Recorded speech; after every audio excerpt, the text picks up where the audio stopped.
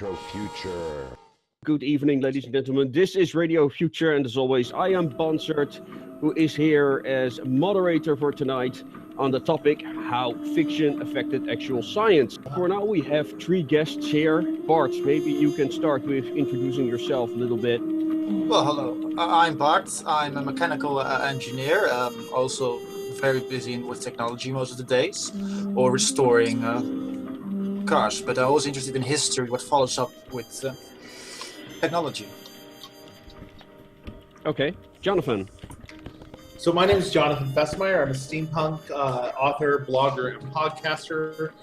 Primarily author. I guess you guys will have our links in the bottom later.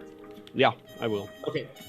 Okay, so you can check out my stuff on my website. I've got a book coming out should be late next month. As far as for this topic, I love science, so which is partly why I write, kind of hard science fiction type steampunk. And I know a little bit about how fiction has influenced actual technology, so I think this will be a fun thing to talk about. Yes, and Rien. Hi, I'm Rien. I'm better known as Gonzo, as an engineer in Toy Soldiers Unite, and I'm an electrical engineer and really interested in science fiction, science as well. I'm just here because it's a big hobby of mine, so I'm just here to talk along with everybody. Okay, Bart, you said you had a topic ready. You want to discuss? Yes, I have a topic ready. Actually, I think it's a good idea to start at the very history down before we move to more of the future, with things that are starting to come in time. Mostly I was thinking about Jules Verne's after 1900, the World's Fair, which kicks off great ideas from like, oh, we have all these amazing ideas we like to talk about, but the plane was just invented. And people say, oh, okay, so then what else can we use? What kind of inspiration can we get? And of course, Jules himself was very interested in the World Fair because he gets his inspiration as well from that, what was happening to use for his stories as well as publical. And thought like, how can I influence this in my stories? After the World Fair and he saw the airplane, he was very interested in writing about the Albatross, a book about a gigantic plane that has all kinds of propellers on it. Mm-hmm. And people were actually interested in that. So, can you come over and maybe share some of your ideas from how you maybe can make an actual plane about that?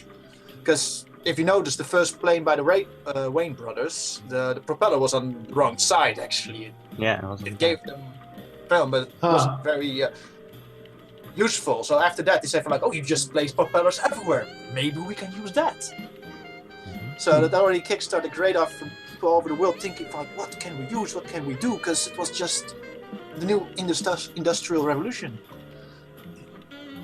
Wow, yeah. Indeed. Okay, but who wants to respond? Well, I'm personally not that big familiar with Jules Verne's work with the airplane, but more with the Nautilus and the submarines, because they used to have submarines back in the day. But I think the person who first invented something that looked more a bit like the current modern submarines, that he credited Jules Verne in his official what you call it? His official. I'm not sure how to accreditations or something to his inspiration.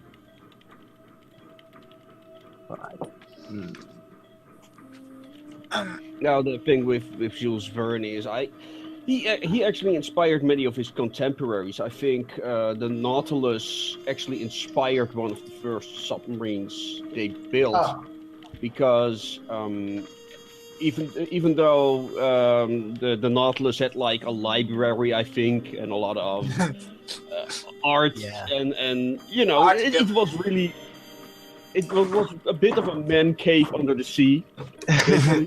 10,000 feet under the sea, you can call it a man cave. Yeah. And But he was correct on a lot of things that are in there. He predicted the ballast. He not yet the periscope. That's a Dutch invention made later. But a lot of the things he described on the Nautilus became reality. the same thing with the Albatross, which he wanted to make a story about a gigantic floating ship in the air. So he was using deductive science from the World Fair. How can I make this ship go up in the air? He was actually invited by many engineers to talk about the idea they had planning for the next upcoming airplanes. The helicopter types, to be honest, because if you Google the Albatross, you see huge amount of propellers. I mean, like 4 stacked on each other. He thought maybe this would work. I'm no science engineer, but if 2 bicycle makers can make an airplane, maybe I can do it too. Yeah, it would be like a sea ship, but then with a lot of propellers on top of it, basically. Didn't work out in the end. No, not really, but it's a very funky way of solving things, though. It sounds awkward, I think, to us now that we actually know how these things work. But that would be entertaining. Let him speak, Bart. Let him speak. Go ahead, Jonathan. Oh no, it just seems thinking of a helicopter with 4 propellers or something now seems silly. It really seems like overkill. Yeah. You've got to have a reason to have the propeller there. Sounds like it would look awesome, but I have seen some of those pictures. I don't know as much about the older ideas becoming reality as you guys do, Bill. So I kind of know a little more about how Star Trek influenced modern technology. And inspired a lot of modern technology. Right. Of course, we're going to talk about Star Trek. I think it's... we all will. Yeah, exactly. Yeah, and of course you could... And, of course we use those ideas in steampunk, too. We'll take, modern things and retrofy them. Mm-hmm. Yeah. Yeah, well, it's kind of interesting. I don't know if some of you have seen one of my latest vlogs about this subject, but I kind of realized that steampunk is kind of like pop culture in the past. So yeah, of course there are a lot of influences of Star Trek and stuff like that. Well, I think that's a subject for another time. But one of the writers that interest me a little more, I tend to think, is H.G. Wells. Yeah, definitely. Because Jules Verne was really accurate in his predictions on how technology worked. But what I like about H.G. Wells, he's a little bit more of the greater narrative, a little bit more on how certain technological scenarios would play out, rather than focus on the exact inner workings of devices like tanks. He predicted basically tank battles. I think, the land ships. And a matter of fact, the first committee for the development of the tank was actually what was it called? The Commission of Land Ships. Yes. That's what they... It was called land ships at first, yeah. Land ships and tanks, okay. Yeah, they never used it for some reason. They just started... Yeah, I think they just called it a tank, and they had the Mark I tank and the Mark II tank, and then you had the Renault FT-17, which became the ancestor of all modern tanks, basically because it had a revolving turret. That is another thing H.G. Wells didn't predict, because he imagined the ironclads to drive on land. So your thoughts on H.G. Wells? Okay. So yeah, H.G. Wells also predicted stuff about the inventor of the rocket credited H.G. Wells for inspiring him to use liquid fuel instead of the regularly used in the time solid fuel. Yeah. That was Robert Goddard. He thought of liquid fuel because he read about it by H.G. Wells. And then there's, of course, H.G. Wells predicted. One of his stories was about how nuclear energy would be used. Oh, I don't in a know. peaceful Oh, I didn't know way. that. Shoot. But only in a peaceful way, and I don't think he imagined the bombs that came with it as well. But I think he did actually. he might have. I'm not Really? too sure. Remember, the guy who actually invented the nuclear bomb was shocked. It was so devastating. Yeah. One of the most famous quotes, "I am the maker of death, a salesman of death." Mhm. He then, from that moment on, he hated his invention. Mhm. Oh yeah. Well, I can understand why. Yeah. Now So did he think it would just be a little bit bigger of a bomb than like what they had at the time, and it ended up being what we know it is today? Yes. Wow. It is just too much. It's He just didn't realize how much energy would come out of the splitting of the atoms. He didn't realize. indeed not even he realized, indeed. So at the moment it actually went up, he was so shocked, and yeah, one of the most famous quote went into history that he was shocked about himself. He actually said we should not really use it, but you know, the war efforts were going into demands. Mhm. Yeah. Yeah, well, in case of Hiroshima and Nagasaki, it was like, okay, we got a choice. We can invade Japan, and that will likely lead to millions and millions of deaths on both Right. sides. Or we Right. can nuke two cities. it over we'll with. have a few million deaths, but it's still less than what the predictions are. So, and if it Yeah. wasn't for those bombs, I wouldn't be alive now. So, yeah. Funny how that goes. Yeah. Well, I mean, probably none of us would if we were all born after 1945. I mean, it would be another history that we wouldn't be in. It would be totally different people. So in that timeline. Yeah, but what another interesting thing of H.G. Wells, of course, is War of the Worlds.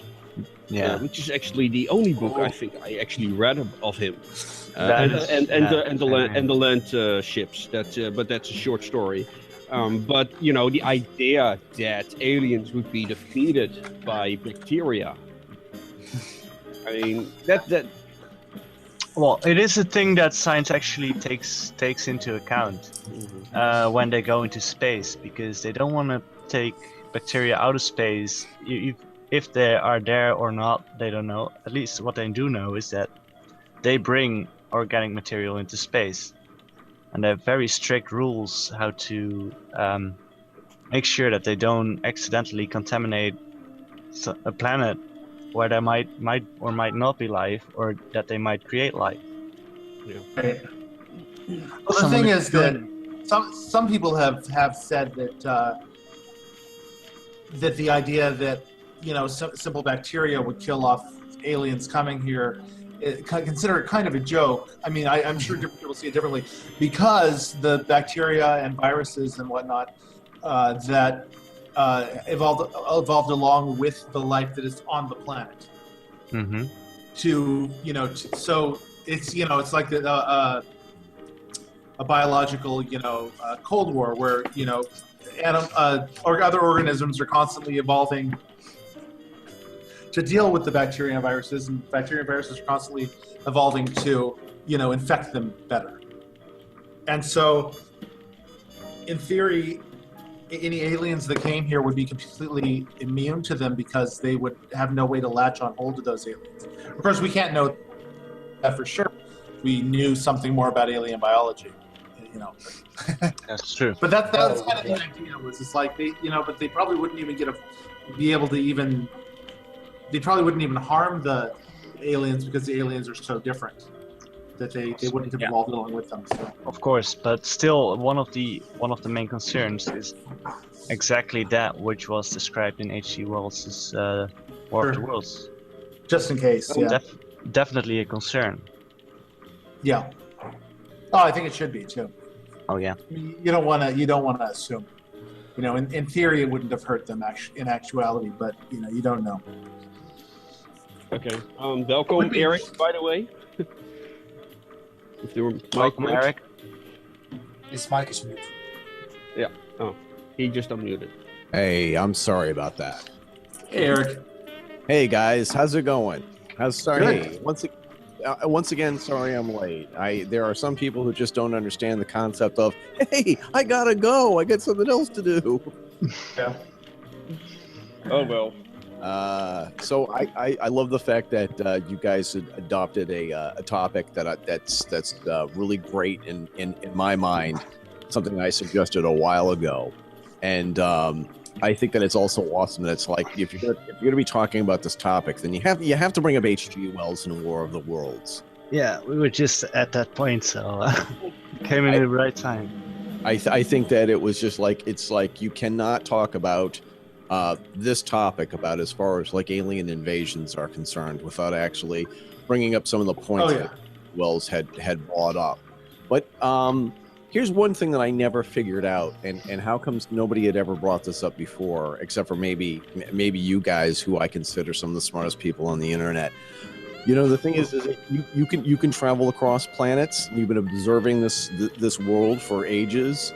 How come it never thought to occur to you that, you know, if there are microbes and bacteria here on Earth, or wouldn't you think that they would have like experienced that on Mars and have been prepared for it with like Super Trooper suits from Highland Starship Troopers? I'm just saying.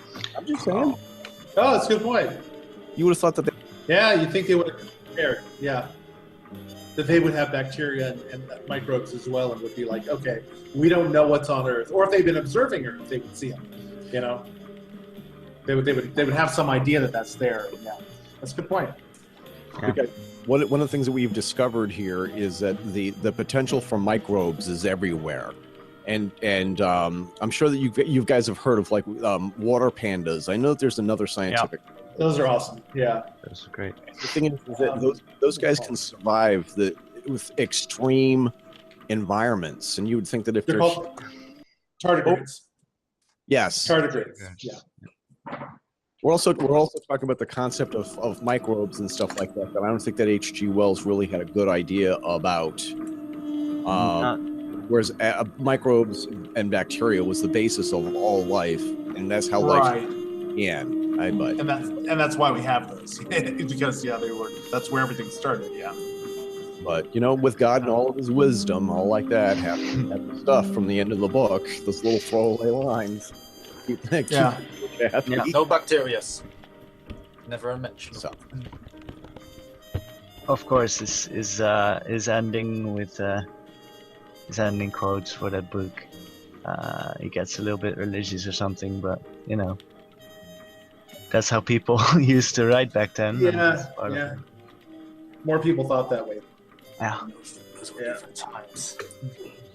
Yeah, but it is interesting to have the perspective of a person of the 19th century on that subject. Oh yeah. Like, I think most science fiction fans are pretty secular. But yeah, it might actually be interesting to know, you know, a little more religious perspective, just to, you know, not necessarily to agree with them, but just to have that other perspective, you know? Mm-hmm. Well, I also noticed a lot, which I think is hilarious at this point, but back then, Earth was always the center of the universe. We were the important thing. We have that a lot back in those science fiction books, that we were the important thing. We as humanity stood center. And now, as we're coming further, we have Rick and Morty with some very, very dark sci-fi, which really shows the universe doesn't give a shit about us. Right, exactly. Yeah, that's true. Yeah, it doesn't matter what you are, the universe does not give a shit about you. And I love it. I just absolutely love that as you look as far back now. Yeah. Are you guys at all familiar with the work of Harlan Ellison? And Harlan Ellison had this great documentary about himself. I'm not sure. Robin Williams did some of the interviews, I guess. Huh. And I think that it was. He's a cool guy, and he is. And I got to meet him at BayCon one year, which was really cool. Now I'm only 2 degrees away from Robert Awesome. Hi, cool. Harlan Ellison. But the thing is that there's this great thing where it's like he talks about how, you know, when football players like get on one knee and they thank God for their touchdown, and he sort of talks about how, you know, that how stupid is that? God in all of it is he's got other things to do. You know, he's got hurricanes to churn up. He's got an earthquake. You know, he's got a hurricane here in the Atlantic, and he's got famines to sort of like supervise over in Africa. And of course, bone cancer in children needs to be done. Of course, Right. But God, you know, and probably God's working on, you know, life forms on other planets that he's been thinking about for a while. And the thing is, but he's going to take time out of his day to give this guy the power and the support to make that touchdown. I mean, And you know what it means? Yeah, well, go ahead. It also means that God is, for whatever reason, against the other team. I thought that was well, How does the other team go? Like, what the heck, God? What do we do to you? Let's not get too much into the discussion about God and keep it as science fiction. Yeah. Yes. No, but I also think that Isaac Asimov really wrote a great thing about the origins of God, a really great short story about the origin of God. And it's like, it's probably one of the most unfilmable short stories you could possibly imagine about where the quote "Let there be light" came from. And the idea is that it's just a computer program running in loops on itself. Oh yeah.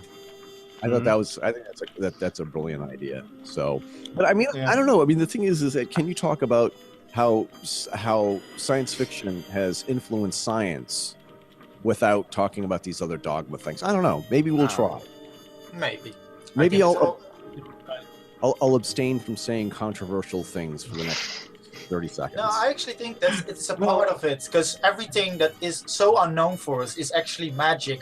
Because if you go to a man in 1800 and show, wait, this is a light bulb, heretic! What are you doing? It's impossible! Show them your mobile phone. Yeah, show them your smartphone. See what they do. Be playing a game with your smartphone. The supercomputer, hell, the new supercomputer. And they are. They are. Smartphones are, I mean, you know, they are for now, not to what a supercomputer would be now, but to what a supercomputer would be 20 years ago. Yeah. Because the amount of room it takes up. Our smartphones have thousands or millions more computing power than the entire computers that were used during the Apollo moon landing. Oh yeah, correct. Yeah. Well, what are we doing with that technology? What are we doing that is the equivalent of that? Angry Birds. We're making fake Angry Birds and Facebook. and catching critters on the streets. Little cats. Those are the popular things. There's still a lot. But we're also doing amazing CG and movies, and and it's allowing us to communicate. It's allowing us to do this podcast, So that's two of the most simplest things that are done. Which is, of course, we better pull open Star Trek than if we're really going into sci-fi, because that's where the big stuff. Yeah. So much inspiration. I wanted to add one more thing, kind of related to what Eric was saying about the computer simulation thing, because there are some people who think that we actually might be our universe actually might be a computer simulation. That is true. There are scientists that are saying that could be.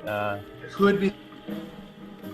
One of the things that they said that you would want to look for is resolution and frame rate. Yes, I think that's one of the And there actually is a smallest unit of time and a smallest unit of size called Planck time and Planck length. Yes. And so we actually do have a resolution to the universe. So that makes you want, so it's one of those things that goes, okay, well, there's that. It doesn't prove it, but it's interesting that's what you would expect to see, and we do see it in our universe. So. Oh yeah, the man's. If what our eyes can see is the amount of revolution, frames per second. But I think that one is called the simulation paradox. Ted had a really good documentary on it to explain. I haven't. I'm not familiar with that specifically. It's an education. It's good on YouTube for the ones that are interested in looking it up. Okay. It really explains it very well. I will do that. So I guess we were going to somehow eventually, unless you guys had already jumped on this before, just let me know. Have we already discussed how Star Trek has influenced science, or? No, we're waiting for it. We were moving toward that. Right? Yeah. We started with slow in the early 1900s just to give it a little bit of old wind-up. Yeah. What is the generation of science fiction writers that you have after H.G. Wells? Because he published around the 1900s, and then you're already moving quickly towards people like Asimov and Dix and people like that. So, yeah. Well, it's after like the 50s, so that really kicks off a huge freedom part, because the Second World War ended, and everyone is free. Like, we have time to do. What can we do? Well, we're free now. Let's do something fun with. Indeed. Well, you've got like a lot of important philosophies coming somewhere between the 50s and 70s, like that also really bring science fiction into the pop culture, like the Hitchhiker's Guide to the Galaxy, which addresses a lot of philosophical problems. And of course, the 3 rules of robotics. Not only did he come up with them, then he started to analyze them, how we can break these rules, or how computers can break these rules. And all that is is actually getting to be a concern these days, because they're worried about and something I think Stephen Hawking has expressed concern about, that once we get computers as smart as us or a little smarter than us, what's going to stop them from creating even smarter computers? And at what point are they going to say, well, why are we serving humans? Exactly. He's already setting up a team to make a counter against this, to actually stop it. That would be good. Yeah. that is actually funny, and a nice connection to sci-fi inspired names. And there was this story by this I think it's a Czech from the Czechoslovakia, science fiction story about artificial robots, and that was the first name for robot. That's what the word robot was coming from. Is that like was a robot like slave or golem or something like that? First, it was like it was something that looked human and that did the human's job, but then they realized that the humans could do their job better, and that they could be like the humans' masters or something. I'm not sure. Oh, that's interesting. Let me If check. you're actually talking about AI, I think most people will understand if you say HAL 9000, what the fear is of an actual AI. Yeah. It was just a matter of time. The word robot was first used to denote a fictional humanoid in a 1920 play R.U.R. by the Czech writer Karel Čapek. But it was Karel's brother, Joseph Čapek, who was the word's inventor. That's an thing for steampunk writers to know, because I've seen steampunk writers actually writing about late 19th century or whatever, and use the word robot. Yeah, but they didn't exist. Like you really should be using the word automaton. Yeah, exactly. That's what they would call that concept. Right. That's the one with legs. It kind of right. If people use the word robot, or even golem, I mean, I would accept, but because I they were using it then, but I assume they were. But robot, say that, and it just throws me right out of the story. Yeah. No, I the have robot the same actually thing. just- I used the word too in my story I'm working on, but will probably never finish. So, Oh no. You know, a little while back, and this may be a little related here. When you think about like the first real mainstream pulp science fiction character, back in let me think, way back in August of 1928, Buck Rogers was introduced to the public via the Amazing Stories pulp. And there were so many people who had written for Amazing Stories, other authors, and a lot of pulps that came after it that became cornerstones of our lives as science fiction readers, and that's where they really sort of mined a lot of great ideas for future science fiction shows. So you have to give kudos to the writers of the original Buck Rogers back in the late 1920s and early 1930s, because they came up with the idea of the audience advocate is Buck Rogers, and Buck Rogers went into is a man from the here and now, sort of like John Carpenter, who went into the future, and we sort of saw the future through this guy's eyes, who was trapped in a future where he could never come back from, and we followed his adventures through the pulps, and it's more of a way of sort of saying, this is what we think that the world is going to look like in 500 years into the future, or whatnot. And a lot of the things is, you can look at a lot of the things and it's like, I don't think that it's too much credit for inspiring scientists or whomever. I think it was really sort of Buck Rogers in those amazing stories. And does Well, everything. what sort of tech did they show in there that we have now, or that they started to work on? I remember an episode with electronic music and subliminal. No, I don't speak English. Subliminal messaging. The whole idea that existed in the 80s and 70s, like that they used pop music to control the youth's mind. Right. Yeah. Like in the movie They Live, where he puts on the sunglasses and he sees propaganda everywhere. Well, kind of like that. It was a really such conspiracies were really popular in fiction. But it's the only episode I remember having seen of Buck Rogers, and there was this band that was playing that was interplanetary and very famous, and they were playing this music that could affect the youth, and their manager was behind it. The musicians themselves didn't know what was going on, so they were just playing music, and then you had these kind of weird discos, and they had this light wire they would hold in between them, so it was kind of like a mixture of disco and hippie philosophy, I suppose. It couldn't be more dated, but the music he could use to control their fans, so to speak. And when the musicians found out, they refused to cooperate any further.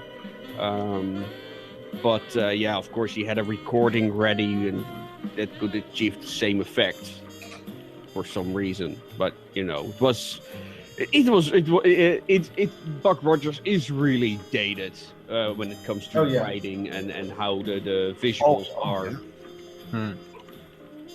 Just looking at my research that I did for this, one of the things that Buck Rogers had really sort of the original, well, not the original, but the follow-up stories, is that the stories about Buck Rogers and the jetpack or the gravity belt really sort of popularized the idea of putting on a contraption on your back or around your waist to help fly, and the notion of city planning, city organizing. Whereas is like, if you put computers to work to organize your cities, you'll have free-flowing traffic, things like that.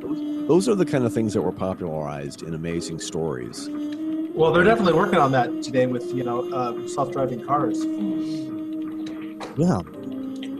If you look to answer on that, if you look to modern stories, they also say here might be a few problems with it in the future if you're going to tackle that. but they're still using the same very idea of that. Like,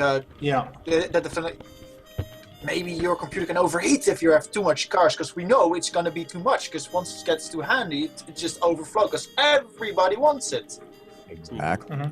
The notion of the idea of you having a jetpack is a really great idea. That's true. But once you get everybody, can you imagine overlooking like the city of Boston, and there's like a swarm of bees, like people flying, everybody flying in all sorts of different directions and stuff like that. And imagine what that does not sound safe. Imagine what a head-on collision is going to look like if you're wearing a jetpack and two people are flying towards each other, approaching the speed of sound. How is that going? Well, that's why. That's now it's not going to be enough. That's what it is. Yeah. Because we've been whining about jetpacks since the 50s. Like, where's my goddamn jetpack? I know. You promised it. I say that every New Year's. I come downstairs with a little bit of a hangover from the night before, and I look at my family. I say, "Where the hell is my jetpack and my flying car? We were promised." We were promised. But you know what? What we got is not expect. The computer power we have today and the information at our fingertips we have today is something that was not predicted as much as like flying cars and stuff. I mean, you look at 2015 and Back to the Future 3, and not much of that is very accurate. There was one thing in it that sort of is. I can't remember what it is off the top of my head. The Red Sox winning. Speaking of Back to the Future, there was the Red Sox winning. There was something else. There was another tech thing that kind of made that. I can't remember what it was. So I think it might. Maybe I'm thinking of the thumbprint on the door and the biometric stuff. Exactly. That's the biometrics. But there was one thing that really bothers me in Back to the Future 2. It was lots of the products they had, like the ovens or other things, or TV or heating installments. There was Black & Decker on it. That's a drilling company. How comes a drilling company invents a microwaving oven?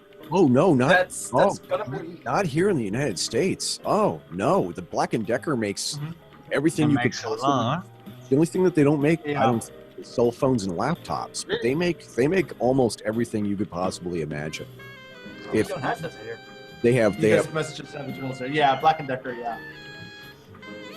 But all right. I am also. Do any of you remember the Jetsons? Oh yeah. Oh yeah. Yeah. And there is the guys who made it have also made a kind of a parody of their old Hanna-Barbera. And Hanna-Barbera has made a series somewhere early in the 2000s called A Birdman Attorney at Law, which basically parodies everything they've ever did.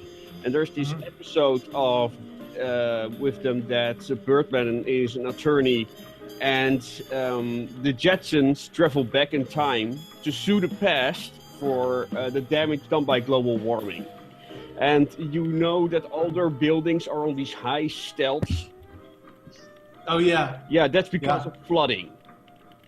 So you see the water level rise, and you see all those buildings rising up as well. But the water is rising too fast. So the Jetsons go back in the past to sue the present. The past for global warming. And they're mocking the shit out of the Jetsons. Like, they have no respect for their old property whatsoever. And and the Jetsons are bragging about all the advances they have in the future. And we have these replicator machines, and then you see one of Birdman's assistants just taking out a hamburger from the microwave. Oh, really? Well, that's really interesting. all those dated future devices are being molested. It's wonderful. Right. Yeah. If I think there's one show that even does a mockery of science fiction better, it's Futurama. Oh, yes. Because everything they have there, you see, it's of how humanity fucked up so much. Like, we had a pigeon problem, so we're using owls, but now we have to feed them rats because they all the pigeon and multiplies. It's those small hints they put in everywhere. I remember the joke they made about the internet, like when they show what's the protagonist's name again? Fry? Fry, right? They show Fry a educational video on the internet, and Fry's like, "Wow, the only thing they use the internet for in my time is porn." Oh, but it still is, and then you see that educational video turn into a porn movie. You know, right. it's just wonderful. But it's actually a show shows are also gone a lot clever in hiding their subtle science fiction within the show than in the old days. They're not all in the open. You have to actually look for them. One of them is in Futurama themselves. They made a formula just to explain a scientific formula, because Futurama has the highest amount of writers that went to college, Harvard, and you name it. Oh yeah. Because there are also all these little hints they put in just to see if you can figure it out from how is it with sci-fi that's going on. For that show, for once, they just made a formula the scientists have been working on for years, and they just put it in. I cannot explain it. Okay. But we've been going a little bit off track here. So how about Star Trek? Who wants to... I was going to start just real quick, just kind of to start off the conversation by saying it's funny because you look back at the old Trek shows, especially the original, and Next Gen, you know, and the way that everything was analog on the ship. Yeah. Awesome. And the technology we have, so they've got the analog ship, and you know, it would, you know, if realistic, it would have been digital, probably, or maybe something even, you know, digital but advanced that we can think of now, or you know, the communicators, they basically had flip phones, so we're beyond that. You know, so it's funny that this technology they were kind of predicting for about 200 years in the future, we started making, not that long afterward. Yeah, and so it makes a show about the future dated. Especially like the first invention of the mobile phone was credited by the company Motorola by being directly influenced by Star Trek. I like also talk about one of the tech which is highly underrated, but actually still very useful till this day. That is the automatic doors that go open and slide. They just had a few guys pulling something to open that door, so when the captain walks in, it goes automatically. People were like, "Whoa! I want a door like that. Yeah, let's make it." So we have now to every supermarket the doors going open for you. But back then it wasn't really. Actually, the sliding doors one is an older one. Yeah, it's by H.G. Wells, I think. Yeah, I think so too. I think it was H.G. Wells, and there was a company that started doing them, but they started doing them from the top down. So they went from top down and back up. But think about the implication that continuously comes if you have a door that goes from top. Remember the stormtrooper that bumps his head? That's the problem you're gonna walk around every time you go through that door. Yep. Yeah. I will say that one of the cool things about really great writing is, like, if you get a group of science fiction writers together and you say, okay, here's a basic plot, and you come up with a plot and it says, well, okay, we have to come up with an idea to do this for people to do this faster. And you have to come up with the idea of, okay, the thing is that you're on a 5-year mission far out in space. How are you going to feed those people? Oh, I know, we need to come up with some kind of technology that converts like energy into matter, like, you know, from something from electricity to food, and then, you know, and then how do you get down to the planet faster? Well, it takes so long to film people getting into a shuttle, flying down to the planet, getting out of the shuttle. Yeah, do you remember that first opening scene for the first Star Trek movie? Where they fly the shuttle from Earth all around. Forever. That took like so long. It's like half the film was already done after they finally entered. The first Star Trek movie is so slow. Yeah. Oh my god. There was a nickname for that movie, the slow motion movie, Star Trek the slow motion movie or something. Slow motion. Motionless picture. At the climax was motionless picture. Vagina space. Yeah. It's a great idea for a movie, but it takes too damn long to get to the point. The Nostalgia Critic did a great review of that movie. And he also put in that entire scene, that entire beginning scene, and then played it on like 3 times speed, and it still took forever.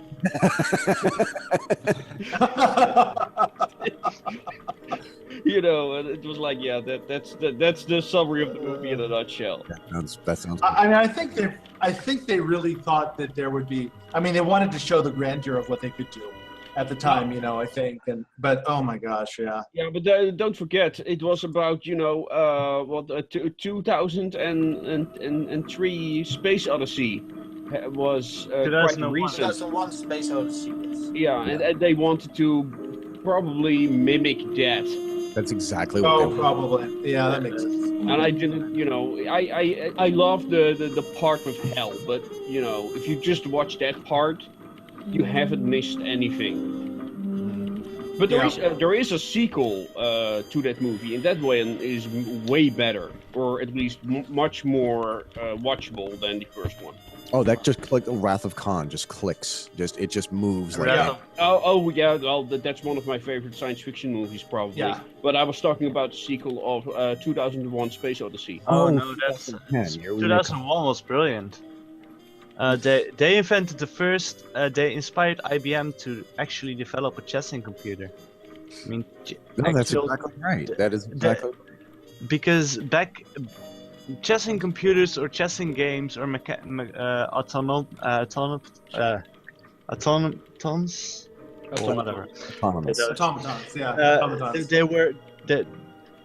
usually they were hoaxes back in the late 1800s, early 1900s. They were like tricksters that go on the street with a little midget in a box that played very good chess against people, and they said, "Is this automaton that's doing that chessing?"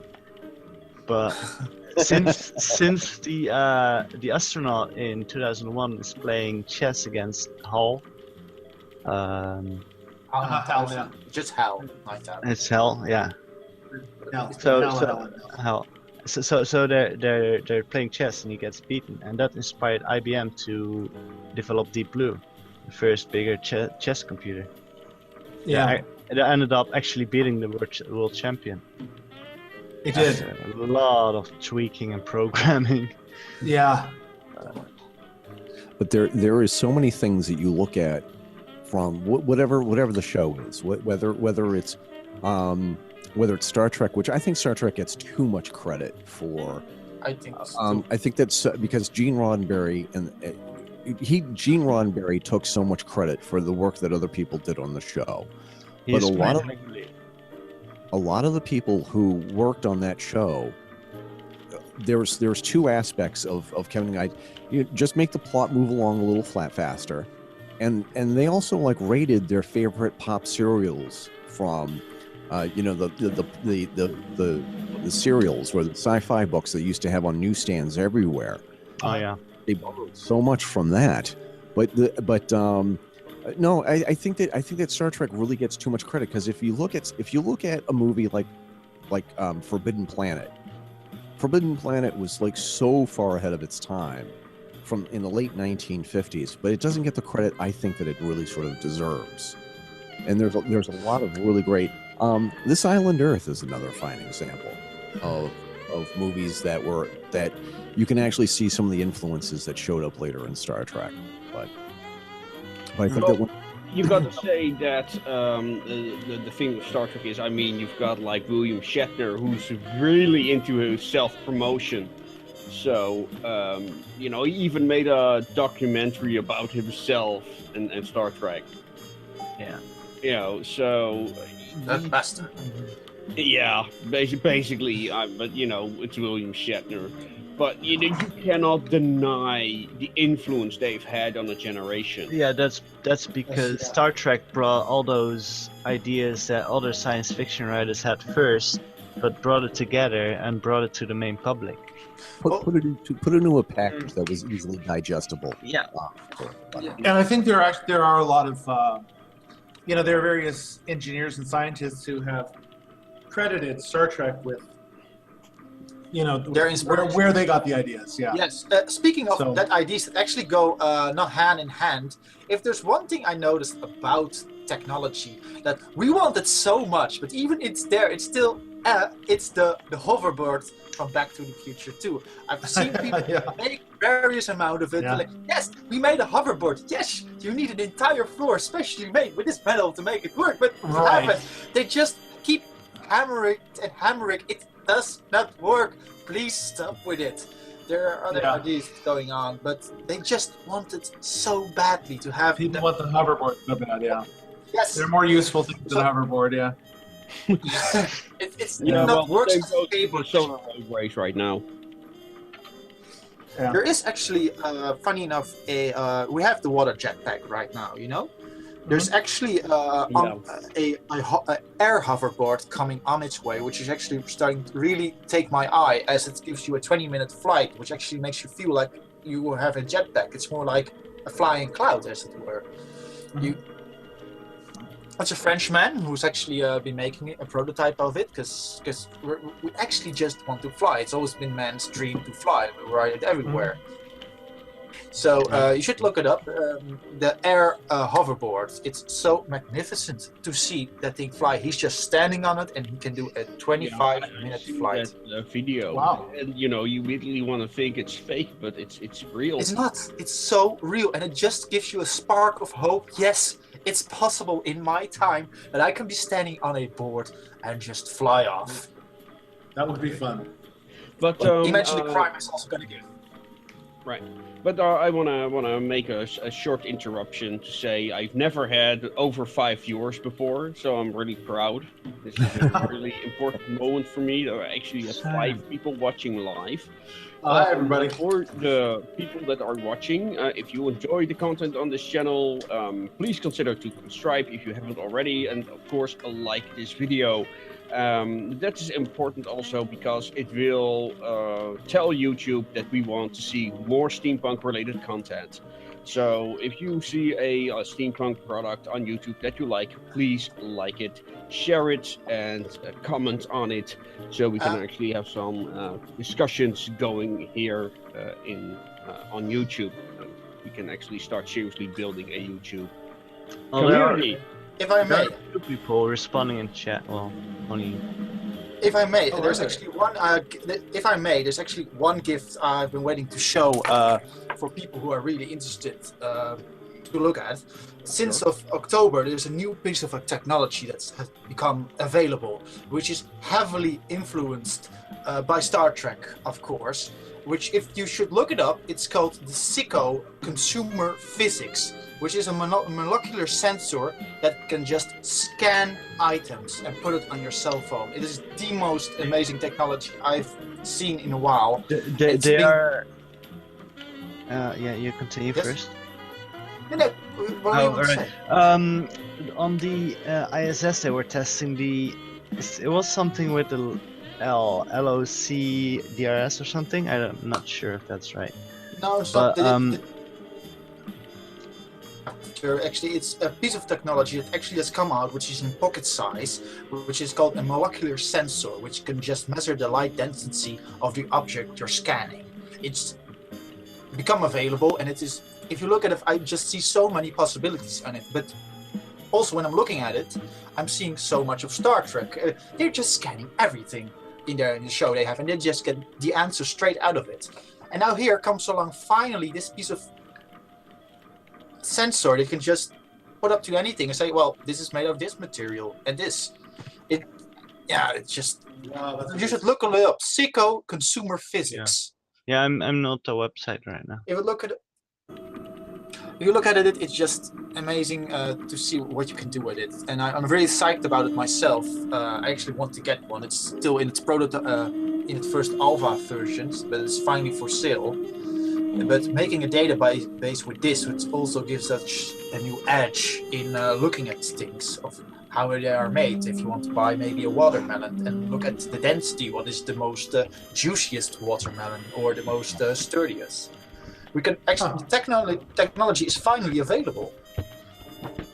You know, there's also an aspect that I think is really incredible, is that there is a scientist with a last name that to me it's unpronounceable. But it's like if you actually look this up, if you look up NASA warp speed in Google or Bing, and there was a guy who thought about the idea of traveling faster than the speed of light using some kind of like time-space continuum warp. And that the idea for warp drive was actually from a scientific paper that was published in the late 50s, early 60s. Oh, wow. So if we are going to go faster than the speed of light, then we actually have to change the space-time continuum around us and move that bubble forward. Somebody actually did the math and said, how could we go about this? You need a ship to generate this kind of energy, this amount of energy, and it can be done if you have EM drive thing. The EM drive. Well, no, the EM drive is something totally different. It's an ion propulsion. Well, no, the EM drive is something totally different. It's something totally different. It's not warp drive. Yeah. But the thing is, it's the EM drive is something that sort of like violates the laws of physics, because you have a box, something pushing something else in another box, and for some reason it's supposed to push itself along to near hyper voluminous speeds, and it was just eventually. And you look at these people, and you look at my kids, my kids are getting into EVA foam and fiberglass and Kevlar material, and making their own Boba Fett or Sith Lord armor. Yeah. But the thing is that they want to know, how can I actually make Super Trooper armor that could actually withstand a bullet? And then we were talking about Kevlar and stuff like that. I think that's why we need science fiction, to inspire. Well, yes. New ideas, but even then, sometimes it comes along because Kevlar is almost already outdated because there's something else coming along which is even sturdier and lighter. It's more of a plastic version. Yes. How about transparent aluminum? That's another thing that's becoming a reality. Yeah. It seemed like a throwaway line almost in that Star Trek 4, but yeah, they're actually making Yeah.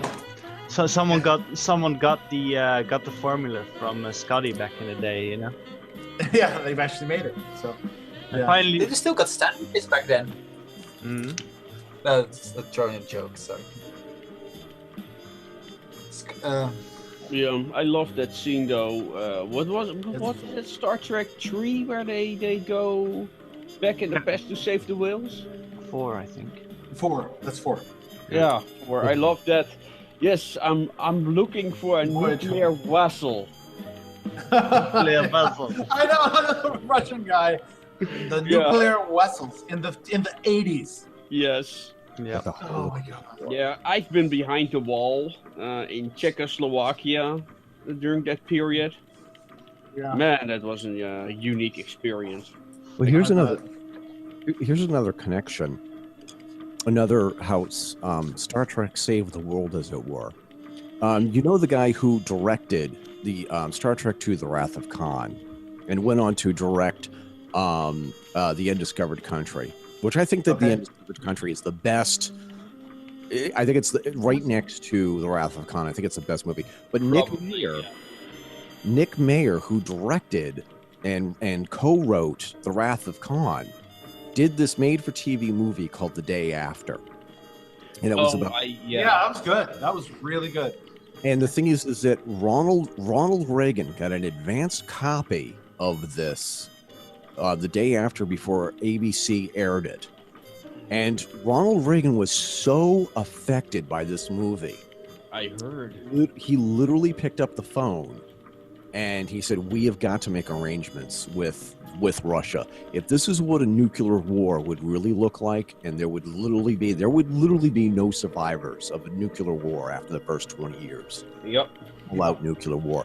It was Nick Mayer, the man who made Star Trek II, made a movie that influenced, that moved the heart of the American president to go back to Russia and say, let's do an arms deal. You know, it's a really popular story. I don't know if it's true, but it's what's often said. Yeah, and the funny thing is that in the Undiscovered Country, they have the line, "Only Nixon could go to Russia."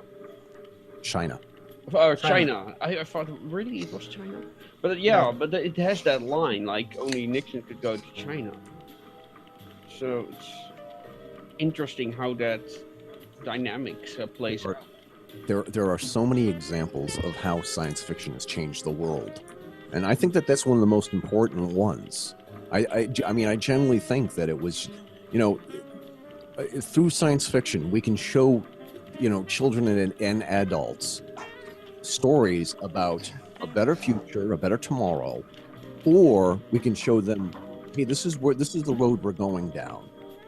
And I think that's what H.G. Wells originally wanted to do with speculative fiction, as they called it back in his era. But speaking of that, I think there's also something what Einstein also calls a lot is it needs to make sense. And a lot of what these people are telling also sounds like a little bit of sense. It's not really like, yeah, you're right, that's going to happen. But in the meantime, you're also thinking, well, it sort of sounds like it could work. It makes sense. Yeah, well, what I think is very, and that's why I like cyberpunk so much, is because it also explains or explores, I should say, the human condition. Like, how do humans interact with such technology? And mobile phones are the best example. Like, they are supposed to connect each other, yet they alienate each other. And well, they do a little of. Yeah, I mean, I saw a really interesting cartoon that illustrated this, where it showed 4 people on a bus, and they're all looking at their smartphones, right? And then, and it says, oh, these people are being so antisocial, they're not talking. But then it shows that each of them is talking to their mom or a friend, and, hey, I'll go pick this up for you. I can't wait to see you. And so they're being social with the people they love rather than strangers on the bus. In that case, it's a little bit of both, of course. However, it's also on how we deal with technology. And if you haven't seen this already, I really suggest you look up Ghost in the Shell Standalone Complex, which is an anime. But Ghost in the Shell. Just if you haven't seen it, do it. Watch Ghost in the Shell, no matter what series, really, because it's really where our society is heading, especially when cybernetics become a thing. And it's also basically the series that got me into cyberpunk, and from cyberpunk into steampunk. So, and I also had a complete conversation with Dutch Barracuda of the Toy Soldiers about this subject, and we will have probably some more podcasts on Ghost in the Shell, because there's just so much to explore in that series alone. And I just rewatched both the first and second season of Standalone Complex, and how such information technology can not just change how we interact with each other, but how it affects humanity and what humanity is really intriguing. And also, Dutch told me there is a security firm, a cybersecurity firm, that has actually mimicked the interface used in Ghost in the Shell. Oh, fun. Yeah. So if you don't know what I'm talking about, you really should watch Ghost in the Shell, because it has, a matter of fact, the Matrix movie was supposed to be Ghost in the Shell. Yeah. How to get changed? Okay. So, but we're heading in that area, because funny you should mention cybernetics, because the point of cybernetics now is the moment they are lessening people with disabilities, they don't mind, but when those disabilities become abilities, there's going to be a little bit of problem, because people are going to be jealous, because why are you stronger than this? Another rip-off of Ghost in the Shell, the newer games of Deus Ex.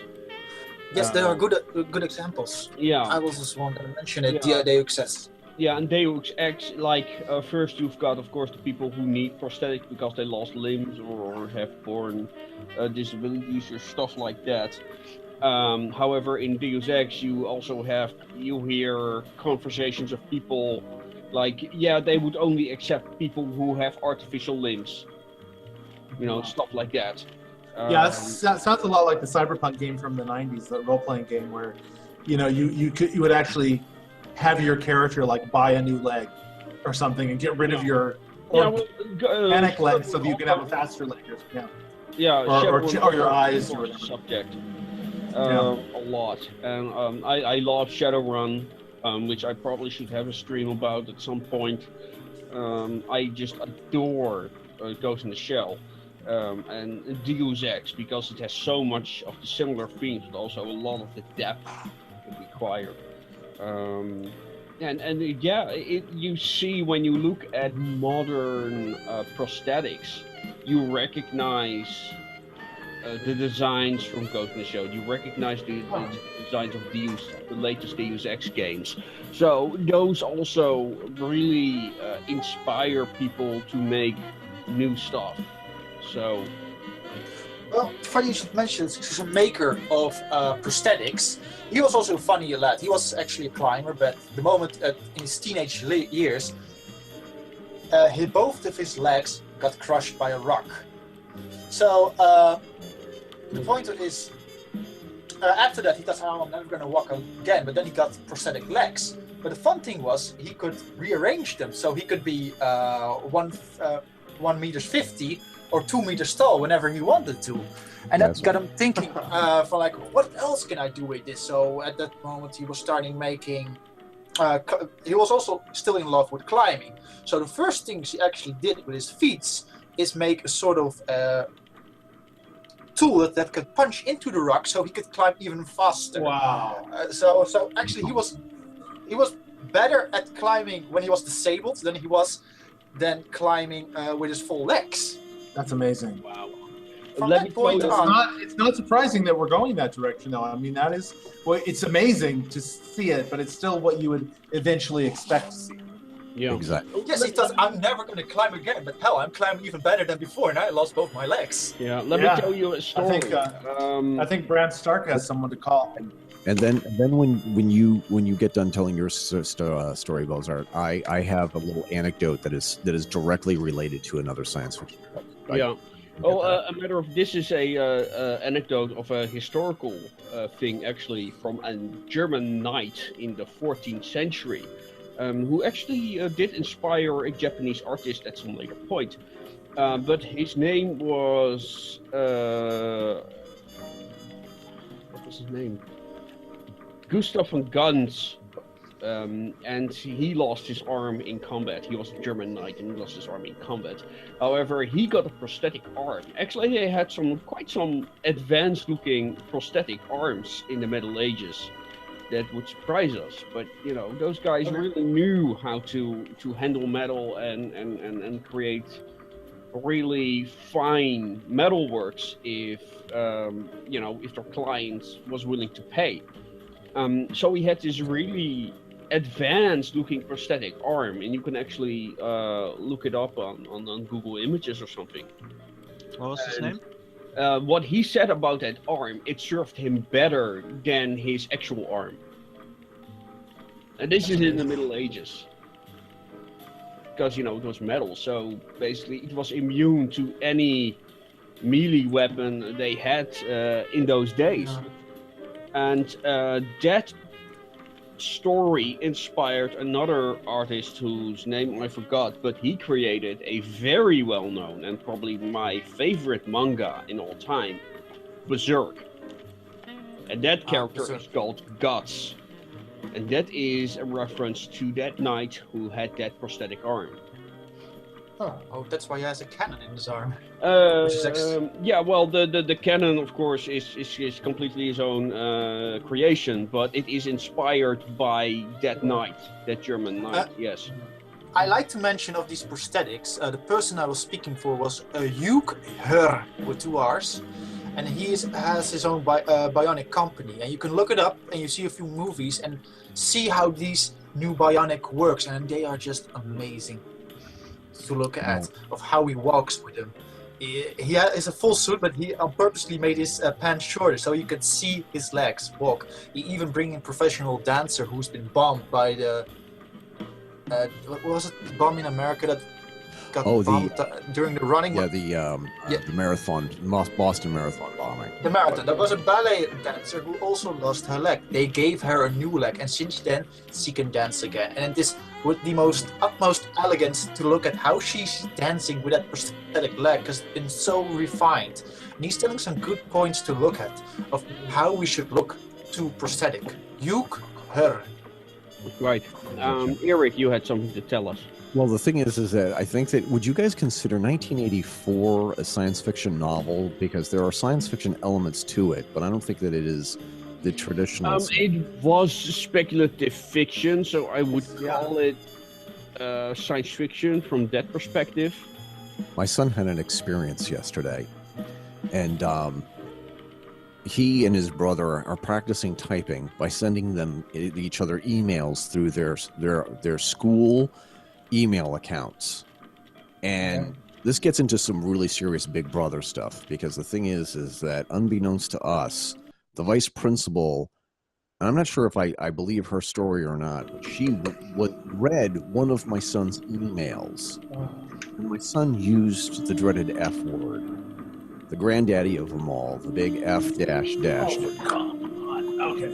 And he was sent. So they called him down to the vice principal's office, and he wound up spending the rest of the day in school suspension. Now my son is 12, okay, and he had to spend the entire day in school suspension to do all of his work. The kids didn't even know. He was just swept up. He was just like, said, send Harrison Fisk down to the office, and the kids didn't see him again until this morning. And I got a phone call, and they were, the vice principal explained to me his son used the dreaded F word in a school, in an email, on a school account, and all like that. And we got to take this thing very seriously. And I asked my son, and I said, well, what did you learn? What did you learn from all this? I'm trying really hard not to laugh, because it is kind of funny. And my son... big deal. Jeez, he's a boy. And talking to his friend. I mean, come on. No, his brother. And what should have been a private conversation? Exactly. And my brother and my son got out of this. Dad, you're right. Big Brother is watching us. Mm-hmm. And it was like, when we were in school, you wouldn't think about a violation of privacy like that. No. But now, thanks to electronic media, with all of these email hackings or the cell phone, iCloud, there's everything that we consider to be the most personal things, like our correspondences. You'd have to get a warrant to go through somebody else's mail. Yeah. Now the NSA can do it because the servers go through, our emails go through their servers. Yeah. And that's the thing where that's the other extreme. You go from the Ghost from the Shell to 1984. Well, in Germany they've got a former Stasi now watching Facebook. But you have found the reference to the medieval knight who used the prosthetic arm, and his name was Gotts von Berlichingen. Berlichingen, yeah. And I found something really nasty about it, that there was actually an German SS division named after him. Oh, wow. Yeah, they actually have the metal arm prosthetic as their logo, yeah. Huh. Yeah, well, that's it's actually called the Gotts von Berlichingen division, yeah. Probably one of the later ones, but yeah. Anyway... let's get to a more positive topic. Yeah, he's probably spinning in his grave when that happened. Yeah, who knows? I don't know what side he fought on, but there are a lot of folk heroes like that. Yeah. A folk hero to the one is the enemy of the other. Yeah, exactly. Speaking of today's sci-fi, I also noticed that sci-fi is also getting a lot more darker and darker. Because not just the privacy, I'm starting to think, yeah, I actually has to get used to, like, my privacy is kind of gone. Doesn't matter what I do, someone can always read my email. It's just privacy is, what is it? Yeah. It does have lost its meaning, and well, I just said in Germany, a former Stasi is now watching Facebook for comments they don't like. I mean, but it's it's funny to hear about, because I watch a variety of channels on Facebook where they talk about a lot of current issues and things that. They say things that they wouldn't be able to say in other countries, in other Western countries. And I think even though a lot of other Western countries I think people have it better off than people in the United States with healthcare and a variety of things. A lot of other countries don't have the same level of free speech that we have in the United States, and I think that's a shame. But it's also so you have people like watching. You can get in trouble for something you say on Facebook. That is how you think about something. It's not even a threat or anything like that. It's just, that's hate speech. So yeah. And then we're going to the off topic. That subject for Eric's channel, where we discussed this on the Fedora Chronicles. But yeah, it is like 1884 is something we are dealing with right now, and it is like a lot of people are talking in the current context about Orwell's nightmare. But it's why I always try to advocate for free speech, because it is right now it is becoming a scary reality, and it's a subject we need to promote and discuss and tell people why it's this kind of practices are a bad thing. Absolutely.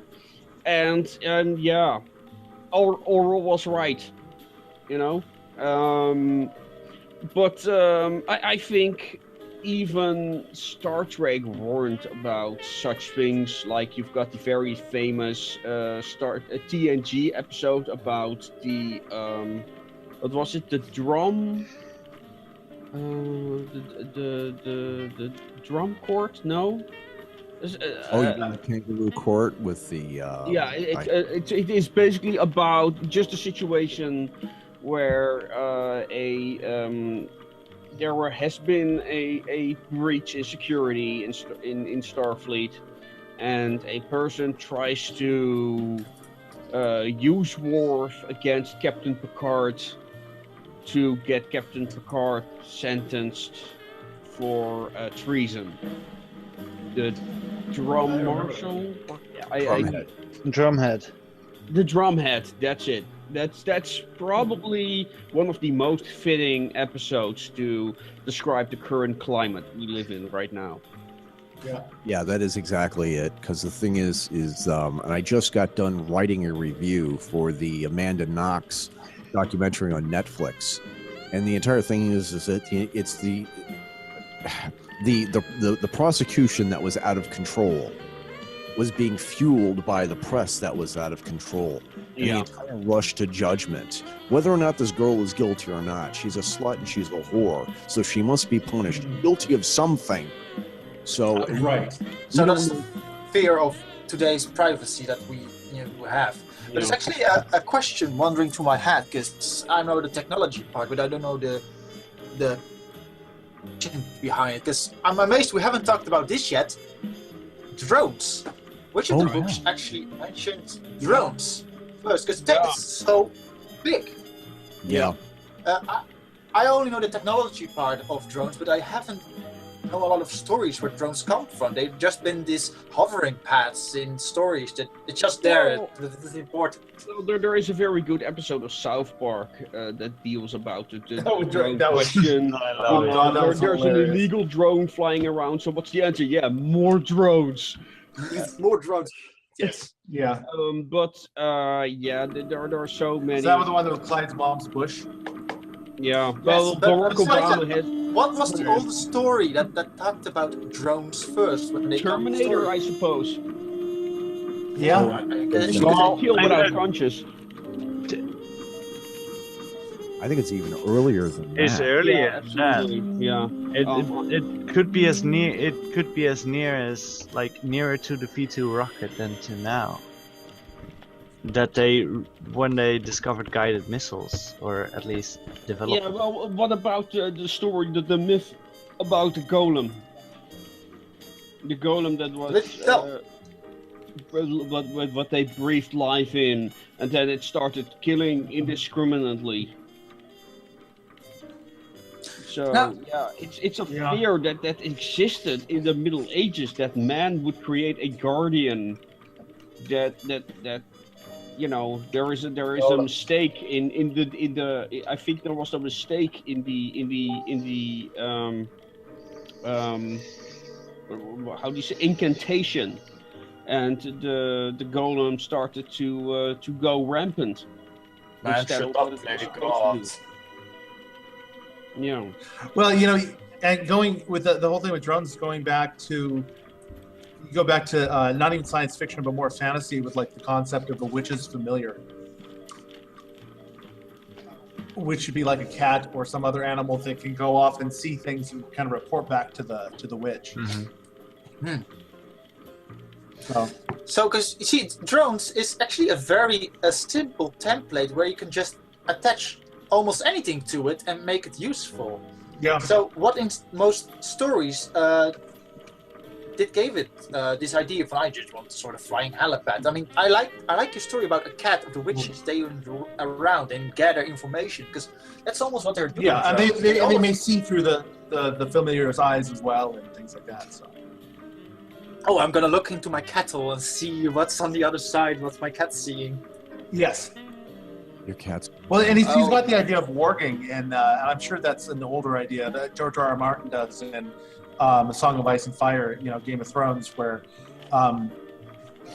people with the ability can melt their minds with an animal and kind of live as the animal and see what the animal sees and does, and experience what it does. But I know that's an older idea. I know it's not Clairvoyance. originated. So but you it's could say, kind of the same idea. You're sitting on a drone. It's the same idea. You're So you having could to do say- what you want to do remotely. yeah. Okay, yes. So you could say actually that a drone is a clairvoyance of the old. That's we just, because I've seen already a lot of things with drones, usually mostly cameras, because we can get the most amazing shots out of it.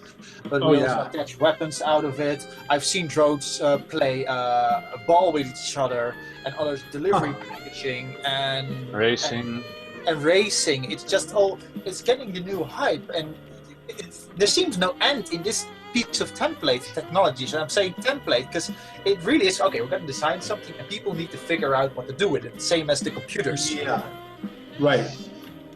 I guess you Some should- people are using drones to play Pokemon Go, so they don't have to walk. Yes, I've heard it. I'm riding Texas right now and just catch all the Pokemon you can. Just And then they just go around their block or whatever, just going slowly and catching Pokemon.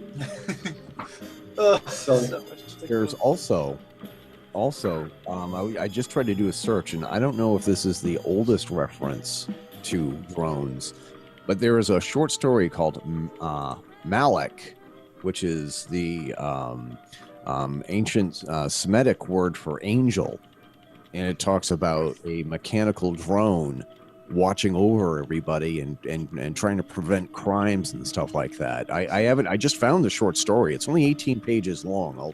I'll put it up on my website when I can, and I'll write a commentary of it. Then maybe you can put a link to it in the comments.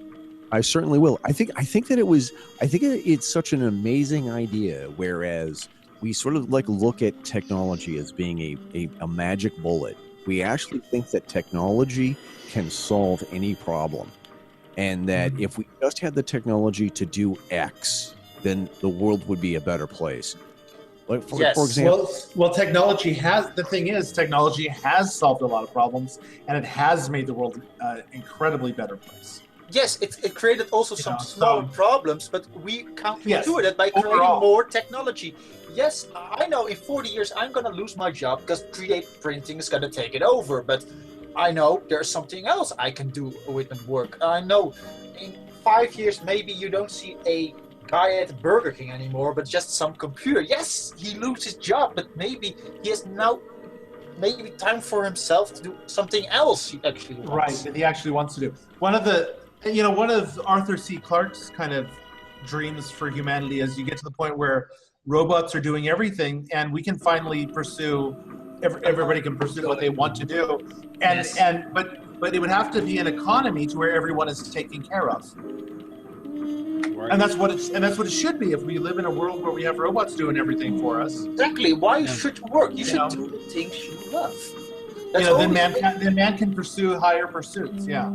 Yes, I mean, since the dawn of the Industrial Revolution, when the combine harvester came in, it was like, all right, I don't need your cutters anymore. Go out. I have this thing that gives me a lot of money, and you can do something else. So they went to the city and did something else, made even more money.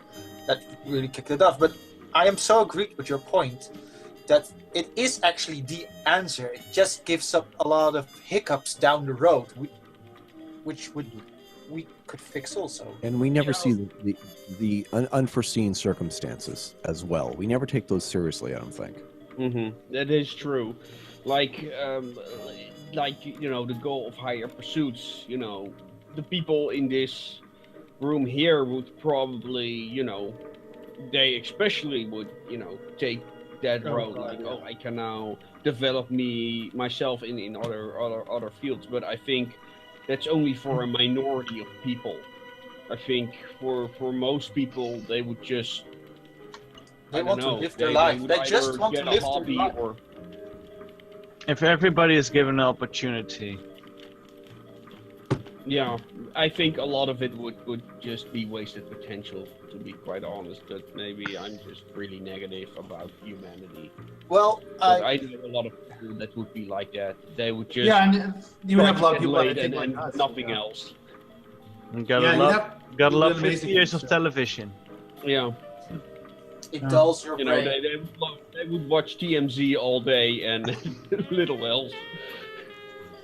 Yeah, but I think that there would be people like us who would be pushing the boundaries in new directions. Yeah. Hey, listen, if there were people who came and knocked on my door back in 1987 when I was only 17, and they said, we will send you to explore a brand new planet, a brand new world or solar system, but you can't come home it's going to take you a while to get there, and once you get there, we need you to spend a lot of time there, so you won't be back home for maybe another 30 or 60 years. Would you go? My bag would already be packed before he got done answering questions. Just like Elon Musk's. Elon Musk's. Elon Musk? 2018.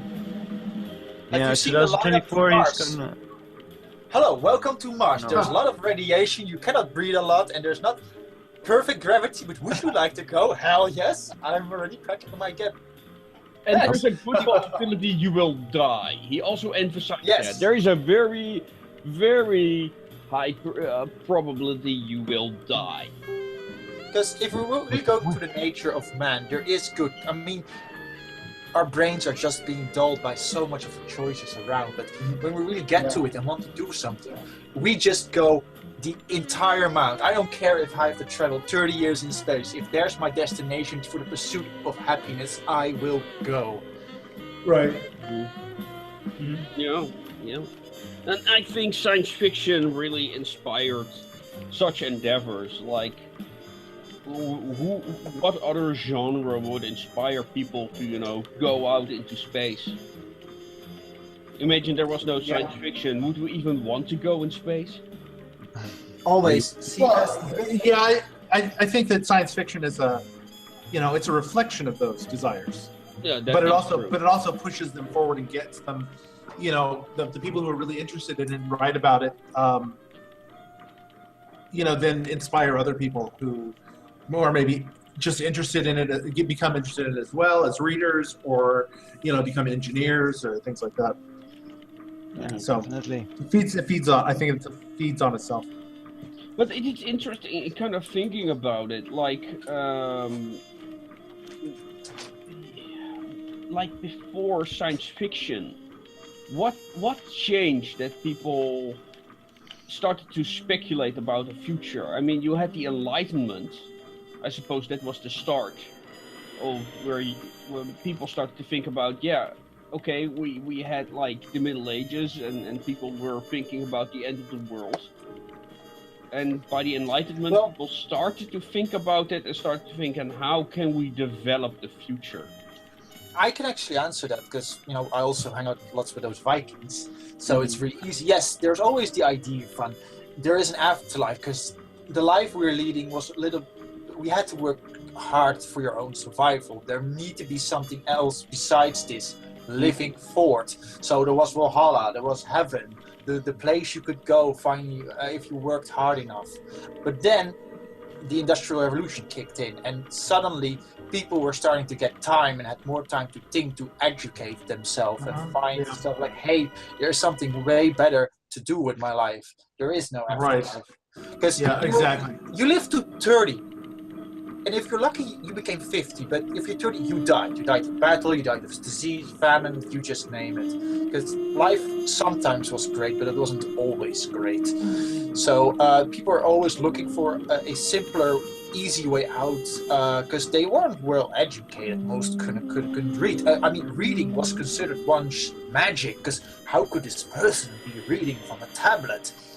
Yeah, you're talking about the Viking period now, so like... more like every Viking.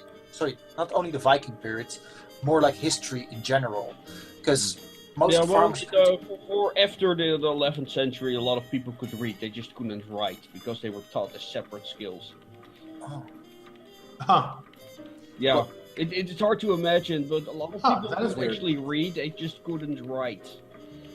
That sounds weird. I mean, you would see what the symbols look like. Why couldn't you copy them? Mostly because they didn't write paper, maybe. You needed to have some special tools in some cases. Runes, for example, need to be carved into stone or clay tablets, and those were special skills. Yeah, these days we're being taught reading and writing at the same time, but back then they didn't. They were taught as separate skills. So, yeah, maybe they could mimic, but they didn't understand grammar or stuff like that, you know? But to go back on the previous questions, we have also these future lookers who were like of those more scoundrel villainies that could say, I want to make a buck, but there's a rich guy who wants to listen to my ideas, who just say something like, the future will hold this and that. There were just, religion was a big point in that, so there wasn't much room for, besides the book and the final answer. So, you know, a lot of thought also got repressed. I mean, there was one god and there was this, and there was no other story. I mean, Vikings believed in rainbow bridges which brought you to Valhalla. You just walked over the rainbow. It just says, okay, you can walk over a rainbow. What scientific proof you have?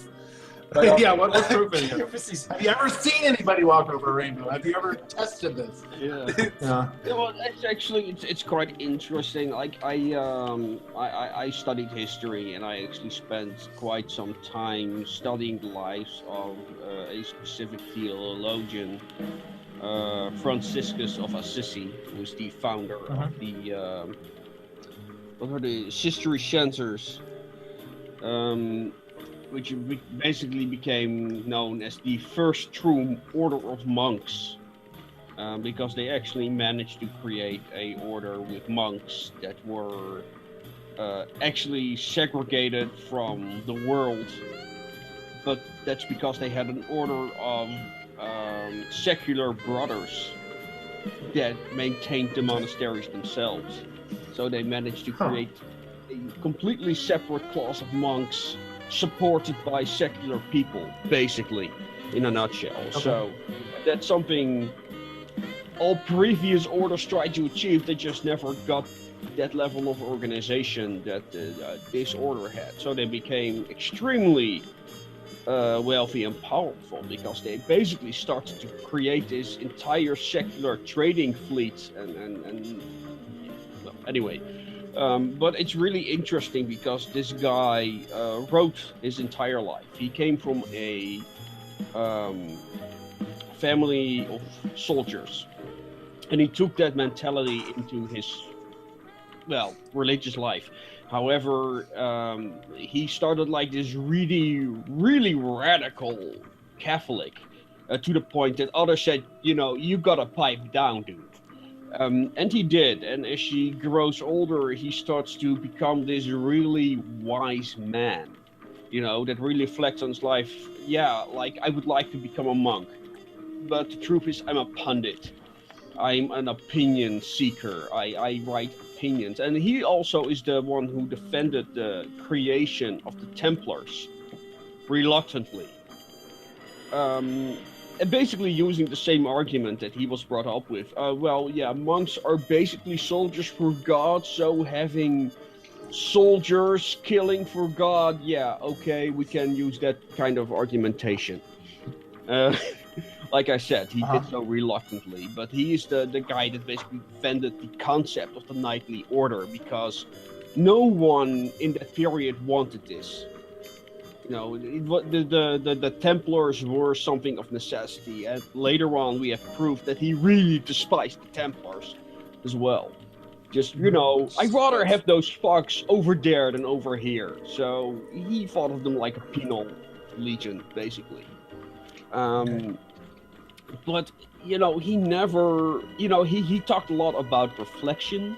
He talked a lot about, you know, how one should look at his own actions and compare them to how he judges others. So he was a lot about reality and relativism, basically. You know, how he wanted to live his life and how it turned out. Also how he considered this, yeah, I should be at peace with this. But yeah, he never talked about the future. Always reflecting on the past. Well, You know, from for the past that afterlife. for the future, because your past mistakes. Yeah. Solve the future. Yeah. Yeah, you know, the thing is with the past is people without a past are like people with amnesia. They don't know how to proceed to the future. Right. So yeah, there is a lot of value in looking at the past to see what mistakes were made and make sure you don't repeat them. That's why Orwell's 1984 is now resonating with so many people, because we see that happening in front of our eyes. Right, it's crazy. Orwell was speculating. In so many ways, too. It's happening in so many ways. Yeah. You know? And it's because There's even, you know, you've got wrongthink. And I think that's a lot of what PC culture absolutely. doesn't. I don't know if they get it. I don't know if they get that what they're doing is totally Orwellian. No, these people are ideologues. These people are ideologues, and they are. If you disagree with their ideas, if you disagree with their ideas, they label you as a harasser or, you know, whatever. And it's like I'm challenging your ideas. That's all. Yeah. Go ahead. Culture pretty well as how it's going on. It just but that was fun. But yeah, I think we are now over 90 minutes in. So, and I think we pretty much exhausted the topic because we keep coming back to 1984. That's true. Well, I wanted to there's one thing we didn't talk about. It's a tiny thing, but it's just another technology that was inspired by Star Trek. You know, they had the whole thing with Data listening to all this music on the, you know, from the computer's library. Right. And that actually inspired. Yeah, that inspired the MP3. Yeah. Okay. It inspired the inventor of QuickTime. He invented QuickTime along with the MP3 format to go with it. Right, because the thing is that before then, sound files were huge. They were just WAV files. They were WAV files and they were huge, and somehow they figured out how to compress all that data. It's amazing. Yeah, I remember in sometime in the 90s, it was before MP3s took off, so around 97 maybe. I had been at a band in college, and we had made an album just for ourselves and our friends when we knew we were all going to be going our separate ways after college, and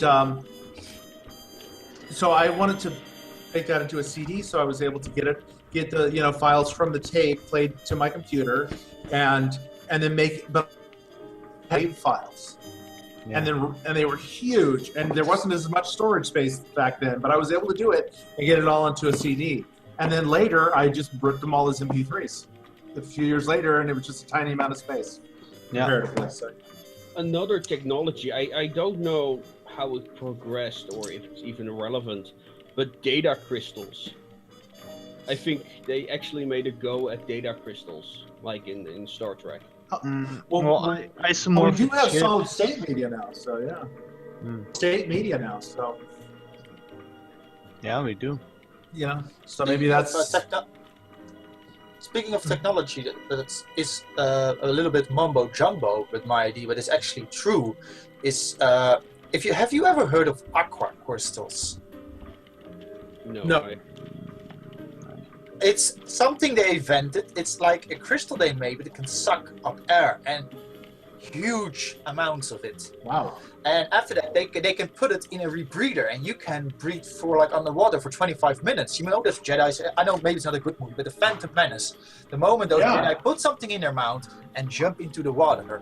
But I'm always amazed to that point they actually invented a crystal that can hold huge amount of air. And I put it in a little rebreather. Yeah, that's amazing. There was something like that in one of the James Bond movies. He had a really small rebreather. But the point with the crystals, I mean, I love the rebreather idea. I always want to carry a rebreather every chance I got. But yeah, that'd be awesome. Why not? That would be awesome. I want my bed belt ready with all the gadgets I need to survive the city. Yeah. But the point I'm actually trying to make is that we always look at technology as something mechanical, and I always get flabbergasted by the idea that a crystal that can be made can be useful. It feels so magical for me to have an idea that there is a crystal in this rebreather which holds air. Yeah, that it does. Yeah. It definitely has that kind of feel. How does this work? I feel so like this is magic. I'm so glad this magic exists, but I know this crystal is made exactly this way. Everything is magic until technology can explain it. Yes. Science can explain it. Yeah, but that's what you see in a lot of sci-fi. Like, it's so advanced to the point it looks like magic. And especially when now we're reaching the level of quantum technology. Oh my god, it's so complicated. Yeah, exactly. Like, there might actually be a chance that we would create technology so advanced, and I'm not even talking about the singularity idea. I am not sure if that's still a viable theory or not, but I like the singularity. Yeah, but we could reach a level so scary, of technological advancement. It will alienate people. Some people, yes. Other people will be. Some people will be freed by it. Some people will be alienated by it.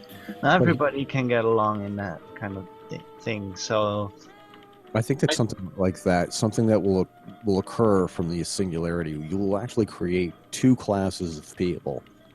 As with every technology, you will have the people who will be able to embrace it and use it to their advantage. Yeah. Use it to their advantage. Then you're going to have another class of people who will reject it and have nothing to do with that. And I think that that's where we're going to start to see.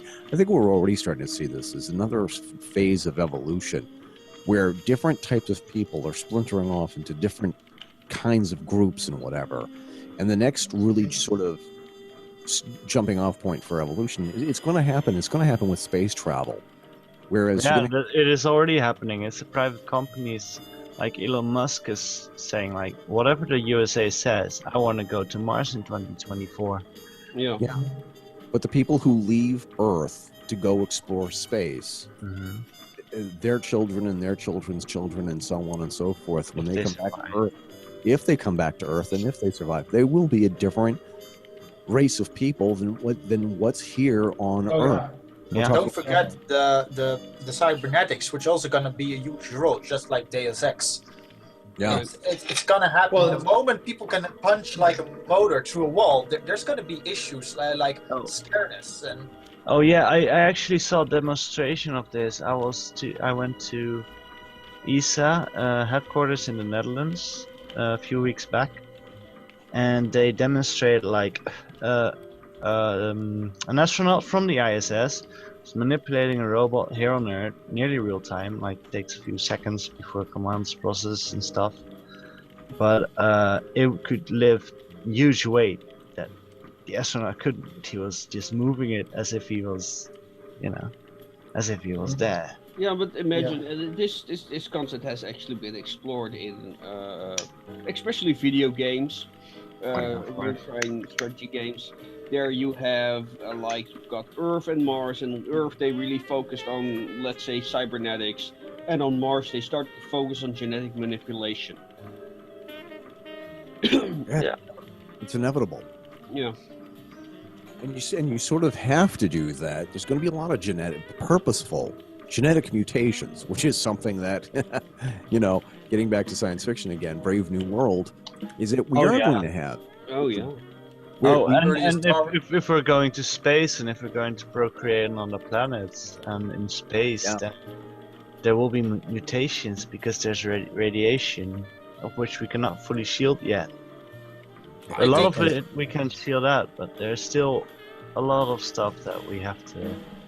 Yeah, I think Jonathan just died. Oh, there he is again. He got resurrected. I liked actually for Mars what you just said. I like to quote Charles Darwin: in either you adapt or you fail, because that's the old. When you're on Mars, you need to. If you don't survive, you die. So you have to adapt. That's why I love The Martian so much. It's also science fiction, but also something that could inspire the future to have missions like that. It's inevitable. And the thing is that there are so many of us. There's a large portion of the population who I don't care what I have to do. I don't care what I have to go through. I don't care what sort of changes I'm going to have to go through. Just get me off this fucking stupid planet. Well, not just that. It's not about me leaving Earth. It's about me going somewhere else. I have nothing against Earth. I want to go to other planets. I want to go see other worlds.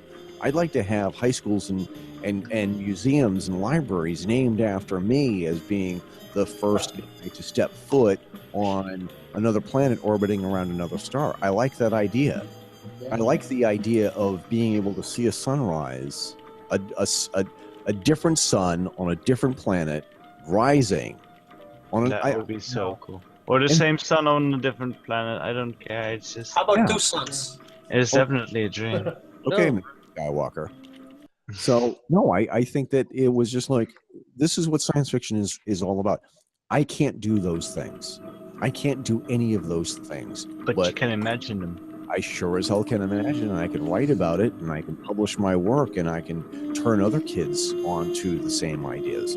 That's why science fiction is magic. It's literally magic, because it gets kids and adults thinking. How can we were born too late to explore the frontiers of Earth, but too early to explore outer space. Right. Yeah, that's our position. Well, it is kind of funny. It's actually go at least. Mankind's exploring. But it's kind of funny. Like I read a lot of medieval literature, and it's funny to see how they imagined other continents to be. And like they believe there were like animal people, like there were furries living on other continents. And all that stuff. And there was a lot of people that then responded, it just happens to be they are really, really far away where we cannot proof these things actually exist. Right. There also were a great number of skeptics about such claims. But they had stories about like the wild men and the beast men, and then the people who had feet over their heads, and unicorns. It's the science fiction of the day, I guess, or the fantasy of the day. So there was they were speculating about the unknown. It was just that their unknown was the rest of the world, because they were limited to. In case of the writers, they were often just limited to either their cloisters or their academies. The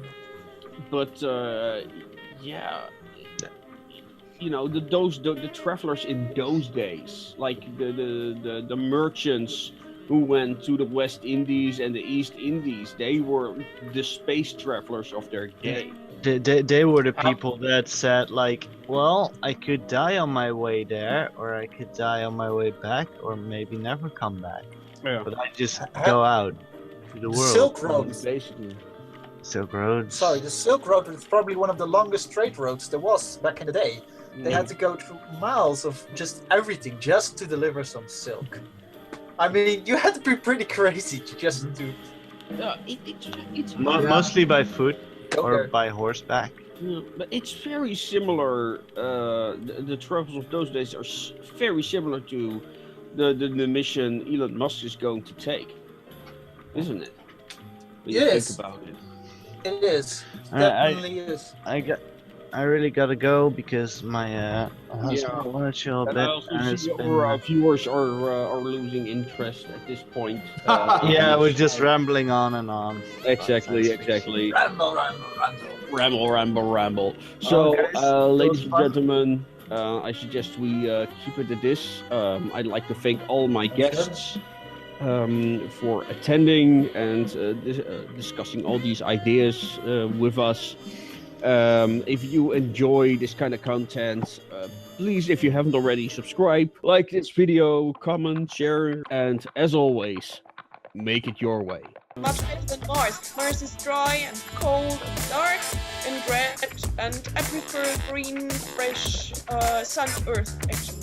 For steampunk, for example, the future is one of the greatest inspirations, as well as Neo-Victoriana and basically everything from the 19th and the 18th century. It's funny how something that hasn't happened yet can inspire such huge and massive creativity. Get your stuff done. Get your stuff done. They're waiting on you.